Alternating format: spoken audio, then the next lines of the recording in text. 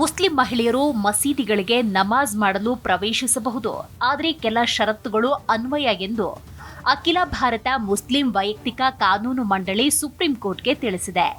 ಮಸೀದಿಗೆ ತೆರಳಿ ನಮಾಜ್ ಮಾಡಲು ಮುಸ್ಲಿಂ ಮಹಿಳೆಯರಿಗೆ ಯಾವುದೇ ನಿರ್ಬಂಧವಿಲ್ಲ.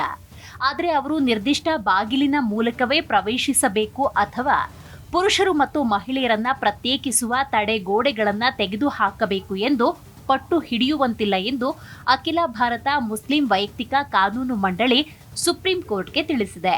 ಮಂಡಳಿಯ ಪರವಾಗಿ ಹಾಜರಾದ ಹಿರಿಯ ವಕೀಲ ಎಂಆರ್ ಶಂಷಾದ್, ಇಸ್ಲಾಂ ಧರ್ಮ ಸಂಪೂರ್ಣವಾಗಿ ಲಿಖಿತ ಧರ್ಮವಾಗಿದ್ದು ಏನು ನಿಷೇಧಿಸಲಾಗಿದೆ, ಕಡ್ಡಾಯವಾಗಿದೆ, ಶಿಫಾರಸು ಮಾಡಲಾಗಿದೆ ಎಂಬುದರ ಕುರಿತು ಸ್ಪಷ್ಟ ಮತ್ತು ವಿವರವಾದ ಮಾರ್ಗದರ್ಶನವನ್ನು ಹೊಂದಿದೆ. ಇಸ್ಲಾಂ ಅಡಿಯಲ್ಲಿ ಧಾರ್ಮಿಕ ಆಚರಣೆಗಳು ಚೆನ್ನಾಗಿ ವರ್ಗೀಕರಿಸಲಾಗಿದೆ ಅಂತ ವಾದಿಸಿದ್ದಾರೆ. ಮಹಿಳೆಯರು ಮಸೀದಿಗಳಿಗೆ ಪ್ರವೇಶಿಸುವ ವಿಷಯವನ್ನ ಉಲ್ಲೇಖಿಸಿದ ವಕೀಲ ಶಂಷಾದ್, ಮುಸ್ಲಿಂ ಮಹಿಳೆಯರು ಮಸೀದಿಗಳಿಗೆ ಪ್ರವೇಶಿಸಲು ಮತ್ತು ಪ್ರಾರ್ಥನೆ ಸಲ್ಲಿಸಲು ಅನುಮತಿ ಇದೆ ಎಂದು ಇಸ್ಲಾಮಿಕ್ ಪಂಗಡಗಳಲ್ಲಿ ಯಾವುದೇ ವಿವಾದವಿಲ್ಲ ಅಂತ ತಿಳಿಸಿದ್ದಾರೆ. ಮಹಿಳೆಯರಿಗೆ ನಿರ್ಬಂಧಗಳಿಲ್ಲದೆ ಮಸೀದಿಗಳಲ್ಲಿ ಪ್ರಾರ್ಥನೆ ಮಾಡಲು ಅವಕಾಶ ನೀಡಬೇಕು ಎಂದು ಘೋಷಿಸಲು ಕೋರಿ ಸಲ್ಲಿಸಲಾದ ರಿಟ್ ಅರ್ಜಿಯ ಸಂದರ್ಭದಲ್ಲಿ ಈ ವಾದಗಳನ್ನು ಮಂಡಿಸಲಾಯಿತು. ಮಹಿಳೆಯರ ಪ್ರವೇಶದ ಬಗ್ಗೆ ಭಿನ್ನಾಭಿಪ್ರಾಯವಿಲ್ಲ. ಮಹಿಳೆಯರು ಮಸೀದಿಗೆ ಪ್ರವೇಶಿಸುವ ವಿಚಾರದಲ್ಲಿ ಇಸ್ಲಾಮಿಕ್ ಪಂಥಗಳಲ್ಲಿ ಯಾವುದೇ ಭಿನ್ನಾಭಿಪ್ರಾಯವಿಲ್ಲ. ಮಹಿಳೆಯರು ಪ್ರಾರ್ಥನೆಗಾಗಿ ಮಸೀದಿ ಪ್ರವೇಶ ಮಾಡಬಹುದು, ಆದರೆ ಅಲ್ಲಿ ಕೆಲವು ಶಿಸ್ತುಗಳನ್ನು ಪಾಲಿಸಲೇಬೇಕಾಗುತ್ತೆ. ಅವರು ಮುಖ್ಯ ದ್ವಾರದಿಂದಲೇ ಪ್ರವೇಶಿಸಬೇಕು ಅಥವಾ ಪುರುಷ ಮಹಿಳೆಯರ ನಡುವಿನ ಪರದೆಯನ್ನ ಅಂದರೆ ತಡೆಗೋಡೆಯನ್ನ ತೆರವುಗೊಳಿಸಬೇಕು ಅಂತ ಆಗ್ರಹಿಸುವಂತಿಲ್ಲ ಎಂದು ಶಂಷಾದ್ ಪೀಠಕ್ಕೆ ವಿವರಣೆ ಕೊಟ್ಟಿದ್ದಾರೆ. ಮಸೀದಿಗಳಲ್ಲಿ ಗರ್ಭಗುಡಿ ಅನ್ನೋ ಪರಿಕಲ್ಪನೆ ಇಲ್ಲ. ಹೀಗಾಗಿ ಯಾರೊಬ್ಬರೂ ನಿರ್ದಿಷ್ಟ ಸ್ಥಳದಲ್ಲಿ ನಿಲ್ಲಬೇಕು ಅಂತ ಪಟ್ಟು ಹಿಡಿಯುವಂತಿಲ್ಲ ಅಥವಾ ಪ್ರಾರ್ಥನೆಯ ಅಂದರೆ ನಮಾಜ್ ಮಾಡುವ ಹಕ್ಕನ್ನ ಪ್ರತಿಪಾದಿಸುವಂತಿಲ್ಲ ಅಂತ ನ್ಯಾಯಾಲಯಕ್ಕೆ ತಿಳಿಸಿದ್ದಾರೆ. ಇನ್ನು ನ್ಯಾಯಮೂರ್ತಿ ಸೂರ್ಯಕಾಂತ್ ಅವರ ಪ್ರಶ್ನೆಗೆ ಉತ್ತರ ಕೊಟ್ಟ ಶಂಷಾದ್, ಮಸೀದಿಗೆ ಪ್ರವೇಶಿಸಲು ಮಹಿಳೆಯರಿಗೆ ಯಾವುದೇ ನಿರ್ಬಂಧವಿಲ್ಲ.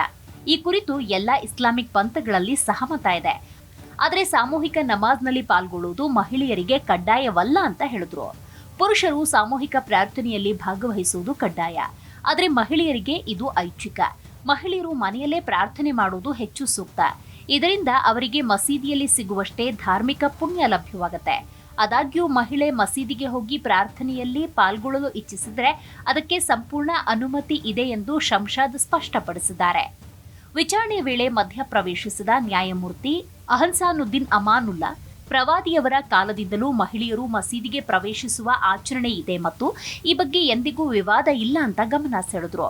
ಇದಕ್ಕೆ ಸಹಮತ ವ್ಯಕ್ತಪಡಿಸಿದ ಶಂಷಾದ್, ಮಸೀದಿಗೆ ಬರುವ ಮಹಿಳೆಯರನ್ನ ತಡೆಯಬಾರದು ಅಂತ ಪ್ರವಾದಿಯವರು ಸ್ಪಷ್ಟವಾಗಿ ಹೇಳಿದ್ದಾರೆ ಅಂತ ಹೇಳಿದ್ರು.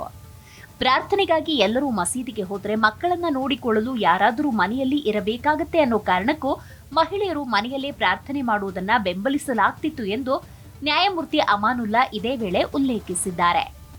ಇನ್ನು ಇಸ್ಲಾಂ ಧರ್ಮದ ಬಗ್ಗೆ ನೋಡುವುದಾದ್ರೆ, ಇಸ್ಲಾಂ ಧರ್ಮ 7ನೇ ಶತಮಾನದ ಆರಂಭದಲ್ಲಿ ಅರೇಬಿಯಾದಲ್ಲಿ ಪ್ರವಾದಿ ಮೊಹಮ್ಮದ್ ಅವರಿಂದ ಸ್ಥಾಪಿಸಲ್ಪಟ್ಟ ಏಕದೇವತಾವಾದಿ ಧರ್ಮವಾಗಿದೆ.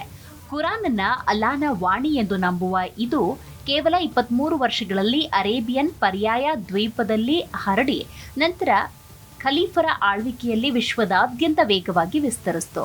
ಇದು ಪ್ರಸ್ತುತ ವಿಶ್ವದ 2ನೇ ಅತಿ ದೊಡ್ಡ ಧರ್ಮವಾಗಿದೆ. ಇಸ್ಲಾಂ ವಿಶ್ವದ ಪ್ರಮುಖ ಏಕದೇವತಾವಾದಿ ಧರ್ಮಗಳಲ್ಲಿ ಒಂದಾಗಿದೆ. ಇಸ್ಲಾಂ ಅಲ್ ಸಿಲ್ಮ್ ಮತ್ತು ಇಸ್ಲಾಂ ಎಂಬ ಪದಗಳಿಂದ ಬಂದಿದೆ. ಇದರ ಅರ್ಥ ಶಾಂತಿ ಮತ್ತು ಶರಣಾಗತಿ. ಇಸ್ಲಾಂ ಧರ್ಮವನ್ನ ನಂಬುವ ಮತ್ತು ಪಾಲಿಸುವ ವ್ಯಕ್ತಿಯನ್ನ ಮುಸ್ಲಿಂ ಅಂತ ಕರೀತಾರೆ. ಅಲ್ಲಾಹ್ ಎಂಬುದು ದೇವರಿಗೆ ಅರೇಬಿಕ್ ಪದವಾಗಿದ್ದು, ಮುಸ್ಲಿಮರಿಗೆ ಇದು ಸರ್ವಶಕ್ತ ಕರುಣಾಮಯಿ ಸೃಷ್ಟಿಕರ್ತ. ಇಸ್ಲಾಂ ಧರ್ಮವನ್ನ 7ನೇ ಶತಮಾನದ ಆರಂಭದಲ್ಲಿ ಪ್ರವಾದಿ ಮೊಹಮ್ಮದ್ ಸ್ಥಾಪಿಸಿದ್ರು. ಪ್ರವಾದಿ ಮೊಹಮ್ಮದ್ 570-632 ನಡುವೆ ವಾಸಿಸ್ತಾ ಇದ್ರು. ಅವರು ಮೆಕ್ಕಾದಲ್ಲಿ ಅಲೆಮಾರಿ ಕುರಿಗಾಹಿಗಳು ಮತ್ತು ಯಶಸ್ವಿ ವ್ಯಾಪಾರಿಗಳ ಪ್ರಬಲ ಬುಡಕಟ್ಟಿನಲ್ಲಿ ಮಧ್ಯಮ ವರ್ಗದ ಕುಟುಂಬದಲ್ಲಿ ಜನಿಸಿದ್ರು. ಅವರು ಹುಟ್ಟುವ ಮೊದಲೇ ಅವರ ತಂದೆ ನಿಧನರಾದರು. ಅವರು ಕೇವಲ 6 ವರ್ಷದವರಾಗಿದ್ದಾಗ ಅವರ ತಾಯಿ ನಿಧನ ಹೊಂದಿದ್ರು. ಅವರನ್ನ ದತ್ತು ಪಡೆದ ಕುಟುಂಬ ಪ್ರವಾದಿ ಮೊಹಮ್ಮದ್ ಅವರನ್ನ ಪ್ರೌಢಾವಸ್ಥೆಗೆ ತಂದಿತು. ಕಾಲಾನಂತರದಲ್ಲಿ ತಾನು ಪಡೆದುಕೊಂಡ ಜ್ಞಾನವನ್ನ ಬೋಧಿಸುವುದಕ್ಕೆ ಮೊಹಮ್ಮದ್ ಪೈಗಂಬರ್ ಪ್ರಾರಂಭಿಸಿದ್ರು.